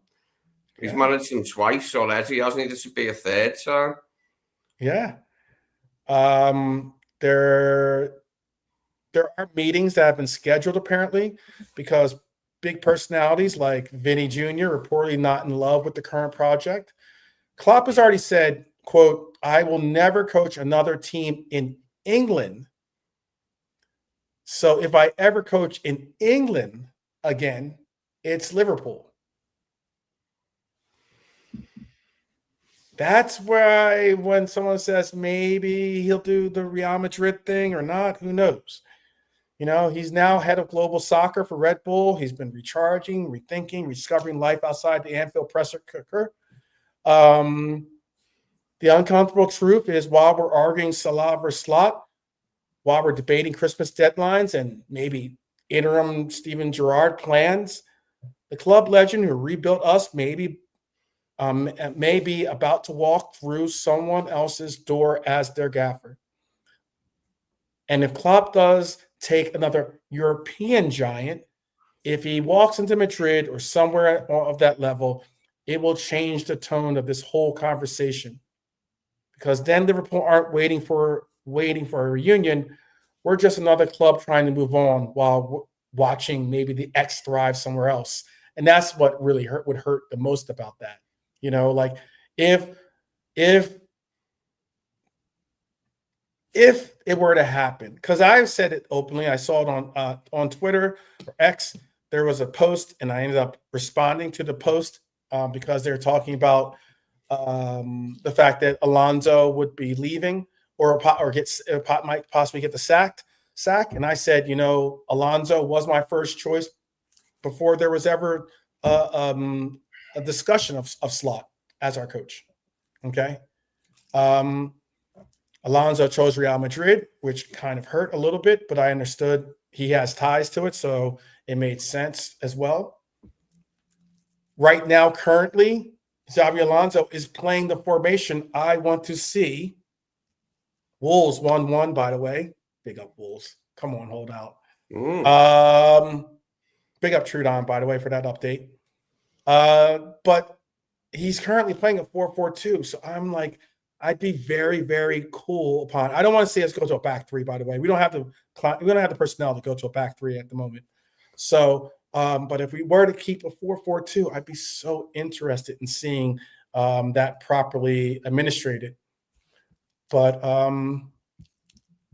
it's a question. It's a real question. Would you, if Klopp is available, and let's say hypothetically Klopp and Alonso are both available, and they both say, and there's been conversations, been meetings, and both of them said, yeah, I'd be interested in the gig. Would you move on from Arne Slot to bring in Klopp, or would you be more interested in bringing Alonso, or is there someone else that you'd be more interested in bringing in? Possibly, or maybe give it to Stevie G for interim. Either Klopp or Alonso would be good for me. Like if Klopp would come back after such a short time, I'd be happy. I think it could work. But also Alonso, I think he could work here. And he's already won the title in Germany, which is no picnic, you know what I mean? It's no easy task to win the title in Germany up against Bayern Munich. It hardly ever happens. Jurgen Klopp was the last man to do it before Xabi Alonso, and that was a long time ago. So he didn't half succeed there. Failing at Madrid wouldn't to me that I wouldn't look at him as a failure because it didn't work at Madrid, because that happens to so many managers, especially Spanish ones. It's very hard for Spanish managers to keep the Madrid job. So yeah, I'd be happy with either of Klopp or Alonso replacing Arne. Yeah, okay. We're at halftime too, by the way, of that game. We're at halftime. It's 1-1 at halftime. I don't know if you could tell me, or maybe someone in the chat could tell me, is that game at Old Toilet, or is it or is Wolves? Or Wolves? I think United were at home last time they played, so I think it might be at Wolves though. Okay. I'm not sure. I couldn't say for them. I think it might be at Wolves because I think United were at home last time. Okay, true. Yeah. Saying it's at Wolves. Okay. Big up, chat. Big up the chat. Yeah, that's the only reason I was asking primarily is because if it's 1-1 at Old Toilet, oh my goodness, I would love that. I would love that.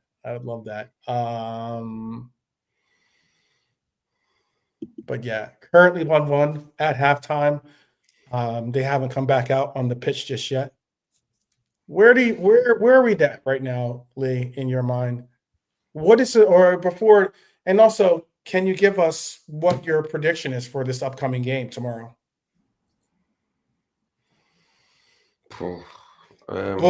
Yeah, I know. Prediction, I'll say a draw. It'll back us to get a draw. I say 1-1. No, actually, the way we're playing, 2-2 seems more likely. Yeah, I won't say 1-1. That's not enough goals. 2-2 in the San Siro, I'll go for. Okay. Or are they? Has the game started again? At least my feed here is. I just turned the game on my phone here. They're in commercials at least. Let me I'll see if we are at see where we're at. Ugh. Get that one out there. Yeah. I mean, I'm always stretching and yawning. I think there's something wrong with me physically that I am always stretching and yawning. It looks like I'm always knackered, but don't know why. I do it more than most, I think. J.R. Bellegarde is the scorer for them, by the way, just in case you're wondering. And Bruno Fernandes was the goal scorer for Manchester United, by the way. I know it is. I'll admit that's a good one. Lee, it's "You'll Never Walk Alone," not yawn. That is funny because it does spell that. If you rearrange the letters, it could spell that out. Some could actually say they've been yawning from the actual performances that you've seen Liverpool put out there. So no, that's a clever one. That's a clever rearrangement of the letters. That I'm very impressed. Like, excellent stuff. Songs 4K is saying we're running out of wingers. Rio has to play. I believe Rio will play. By the way, I believe he will play. I don't believe he'll start, but I believe he will play. I believe he will play. What else is the chat? You can enter in on the conversation. I won't be going. I'm only going to be going for now 15 minutes. I'm not going to go for the entire length of this game playing currently. But yeah. Shout out to KJ. I don't know if KJ is watching or not. He was doing a show. He's doing the catch up. He's with the catch up guys and getting flack. I guess it's so wild because like Cass did answer what I had to say because apparently Cody's been getting a lot of flack from a lot of different directions. And he is currently, I'm on a 2 in a row strict. Okay. I don't know what that means, but currently he is on 200,000, anywhere from 200 to 250,000 a week is what currently Cody Gakpo or Hackpo, but I'll say Gakpo for those that like to hear it that way. Cody is currently on 200 to 250,000 a week. Do you think he's being overpaid?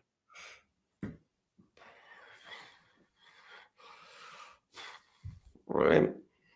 Well, he's not been great lately, but that's only lately. Like, he was good enough last season. He didn't have a bad start to this season. He's not looked great lately, but I mean, he was in our side. Like, no, I think that's all right. Paying him that. Exactly. I was just wondering. I do hope to get Cal on the channel soon. I'd love to get on to some of those panels with on these other shows when they speak of some of our players so disparagingly. We don't pay, player and club negotiate. I don't know what that means, but elaborate on that and I'll comment back. Maybe we can have a conversation on it. But why I'm bringing that up is because on Kopish, they were trying to make it be like, oh, Cody was being overpaid and and he doesn't contribute, he doesn't bring anything to the table. That's a good question, Dustin. That's a very good question. I don't know whenever Ends has time. You have to get on. You get on Ends about doing a show with us. And that's what I would say, because he answers the people. He answers. He answers to the people. We can all say this, but they are paid their agreed wage, no matter how we feel. Look at poor Curtis. Yes, poor Curtis. First off, no football player that plays for Liverpool is poor. I will say that there is no poor people when it comes to Liverpool players. But I understand poor as in like, well, isn't it a shame that he's not necessarily making the same salaries? I agree with that with Gene, though. I don't know, I heard Endo was seeing down the food bank and he wasn't dropping food off, he was collecting some. Yeah, was he? Oh. Yeah. Maybe he was trying to distribute. He's bringing it. He's putting it in the minivan. He's going to distribute it to the people of Liverpool. Maybe that's it. No, they earn a good living, don't they, these days? The days when footballers had to work after they'd finished playing are long gone, aren't they? Exactly.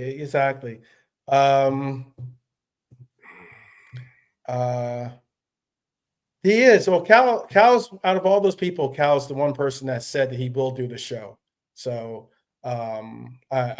Cal, I agree with that. But Drifty and I see more eye to eye on a lot of subjects, so it wouldn't be that much debate going back and forth between us. There would be some because we don't agree on everything, but Matt more so than Drifty, I think there would be a little bit more heated debate. Respectful, of course, but heated debate. So we'll see. I enjoy getting on some of those, having the opportunity to get on some of those shows because, like, when you do look at some of those shows, sometimes the panel is so heavily driven with people that have 80 to 90% of their opinions are the same opinions. So, like, whatever the topic is kind of agenda driven, as opposed to you bringing up your point and then someone bringing up a good counterpoint. Because my counterpoint, for instance, was earlier, and I guess it was relevant enough that Kaz, which I do give respect and proper respect to, did answer. He's from Never a Foul. And he went about saying, because I tried to make the point that he is on 200,000 to 250,000. I think that is right around the ballpark range that you will see a upper tier winger in this league collecting as a salary.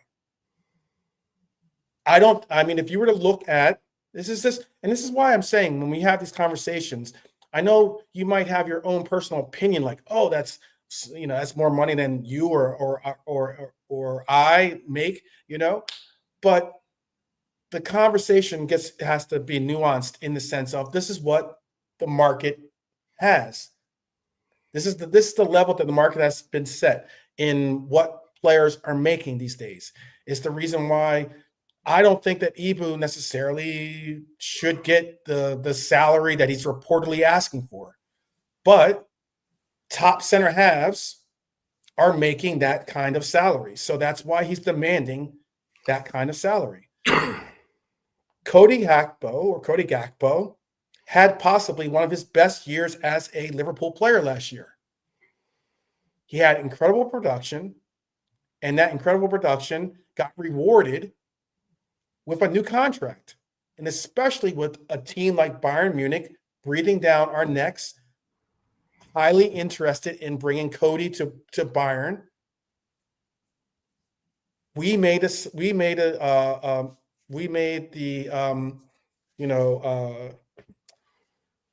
choice in going with Cody. Now, would I admit, and this is something I will say openly, I prefer Lucho over Cody as our left wing, or preferred Lucho as our left wing over Cody. That's not saying that Cody's a bum or Cody's not good enough or any of that stuff. What I am saying is that I preferred the output and the levels of talent that we got out of Lucho over Cody.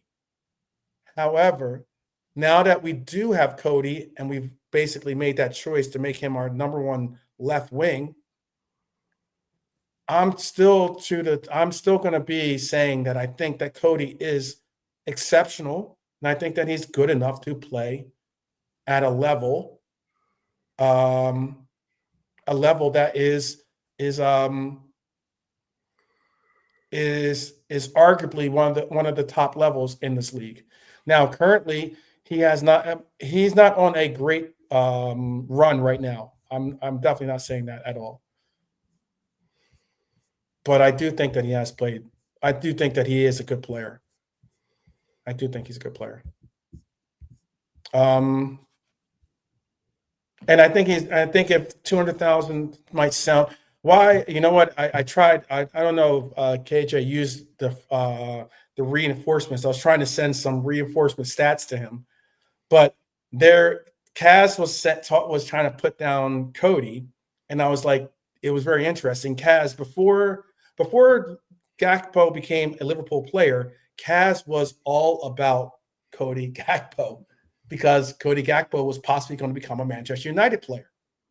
But when Cody chose Liverpool, all of a sudden, Cody went from being, oh, he's a really, really great talent, or he's a good talent, to being, he's not, he's terrible, he's this, he's that. And I get it. If you want to go banter, okay, I understand that. But then, why I did feel as though, or what I did want to bring out, was the fact that I'm listening to a Manchester United person tell me about salaries. Manchester United's wage bill is possibly one of the most bloated wage bills in the Premier League. Mm. And then for him to have his eye on Cody as being overpaid, Cody Gakpo last year, before he got the contract, because people might say, oh, well, he's not performing well this year. That is, or not to level that maybe admits to the salary he's making. That could be argued. But before that, Cody Gakpo outperformed every attacking player in the Manchester United team other than Bruno. Okay, because Bruno's the only other player that made it, and Bruno's making some 100,000, whatever. He did his whole, I need to be paid more brigade, where he's getting paid close to 400,000 or something like that, right? So Cody has a higher GA than every player other than Bruno. Yet I'm listening to someone who supports the club, who supports that Red Devil club, tell me that Cody's a bum, or Cody's this, or Cody's that, or he's getting overpaid, or maybe I'm going too far with the word bum, but he's not good enough, or he's not that, or he's a one trick merchant or something like that. You could only hope for the type of output he had last season. You could only hope for that kind of output as a Red Devil. That's what I'm saying. It's just interesting. I don't know. Maybe I'm going too far with it. Maybe I'm going too far with it. Let's see. And I would love to, if Kaz would like to join the channel sometime and converse. I know our subscriber level isn't maybe worthy of his time, maybe, I guess, or something like that. But if he wants to have an honest conversation, or he wants to, debate his points, or at least have his word, I would be very much open to hearing him join the conversation. I'm not campaigning for an invite to his channel, but if it's open, I'd be willing to go there too. Not scared at all. I don't own a dog personally, but I'm not scared. So there you go. But yeah, did you want to say something? The games restarted. The Manchester United games restarted. We're coming up on a 2-hour mark here. Did you want to say something about what I just said about Cody, or put in your 2 cents worth, or even go further with your own personal opinion on something else? No, I don't think he's being overpaid. That's not right. He's not been in great form, but neither's the whole team. Exactly. An injury for one player is a chance for another player, or for other players, the plural. And it'll give Rio a chance of getting some minutes, give Chiesa a chance of getting more minutes. Cody's absence, like over the next few weeks. It also means we might have a chance of seeing Ekitike and Isak play together. So, every cloud has a silver lining, doesn't it? So, we'll see what happens. I'm very interested to see what we do. I would love for them to take this opportunity for us to do, like I suggested, a different formation. Maybe you go towards more of that formation that we utilized against Frankfurt, having a 4-4-2 or even a 4-2-4 at times, but more so a 4-4-2 to kind of combat their 3-5-2. Whether it's Gomez in the back, who I would like to see, but if it's Konate and VVD are going to have their hands full with Martinez. He is a talented player.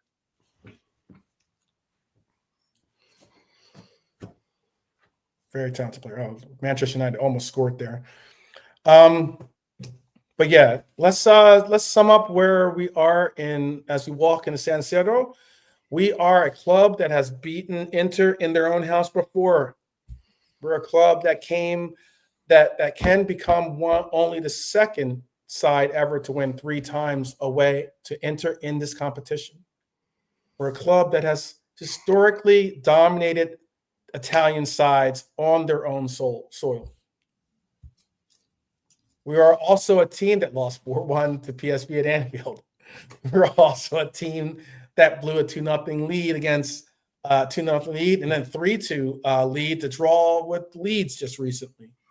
We're a team sitting 13th in the Champions League, while Inter is a team that sits 4th. We're a club whose best ever modern goal scorer is now at war with the manager and this institution.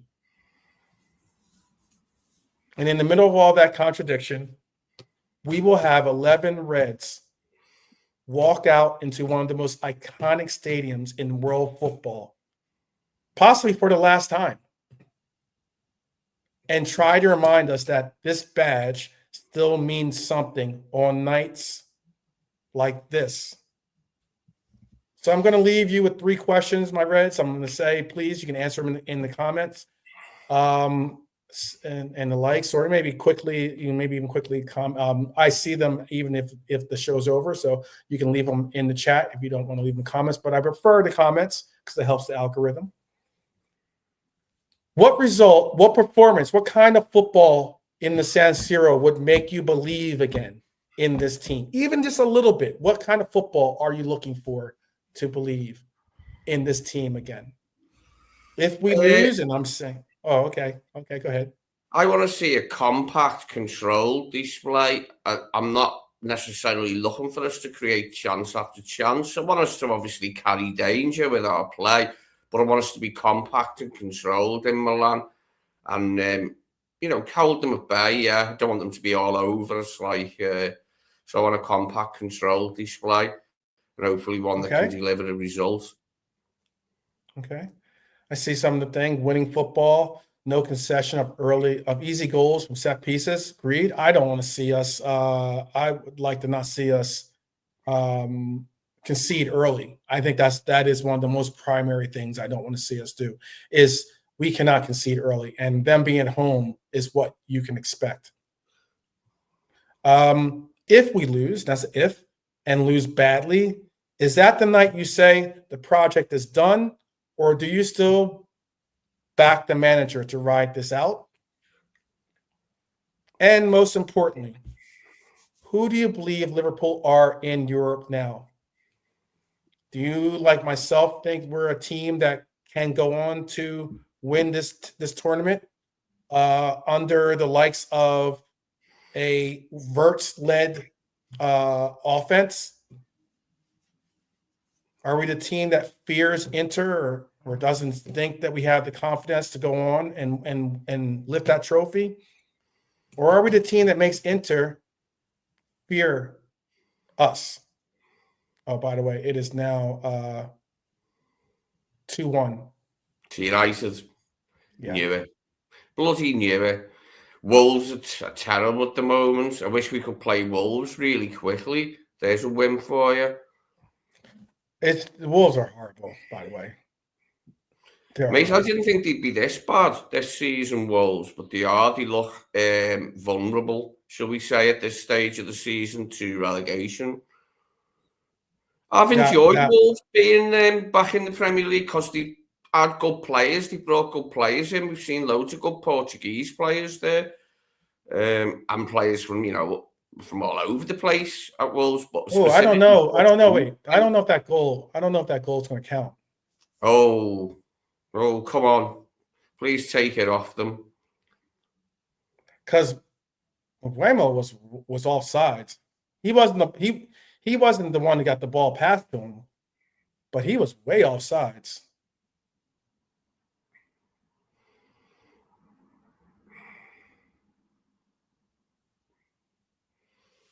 He was offsides. I don't know how that. All right, but he wasn't the one.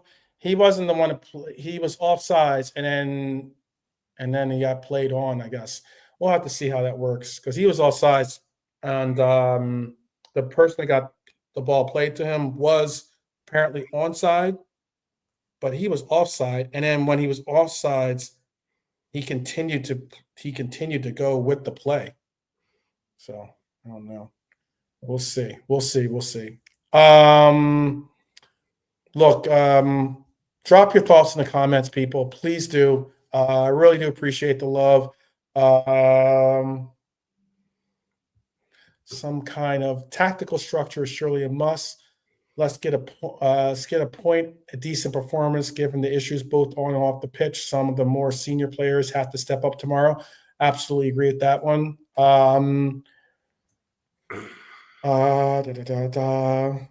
Let's see. Yeah, I think that they're not gonna call. I mean, I think the play is gonna stand. I didn't hear whether they reviewed it or not. Every goal is reviewed, but I thought that I looked offsides initially because Mbeumo was offsides initially, and he continued to go with the play, so he continued to be in front of the ball, and then he got back onsides, and then was played the ball and scored. So it's just interesting. I don't know. Look, drop your thoughts in the comments. We're a little bit over the 2-hour mark, so we're going to end it here. Tell me your 11. Tell me if you'd start. Well, you can't start Chiesa actually. So tell me who would be your starting 11. Tell me if you think leaving Salah at home is the right call or the final straw. Look, for Lee and for myself, this is the Liverpool 12th Man Show. I can't tell you enough how much I appreciate the amount of support you guys show. Proper red support, by the way.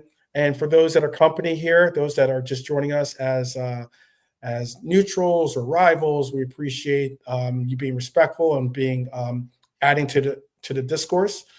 But we go again into the lights, people. It's Milan, it's Crisis, it's San Siro, it's our ability to just walk on. Whatever happens, we'll face it together.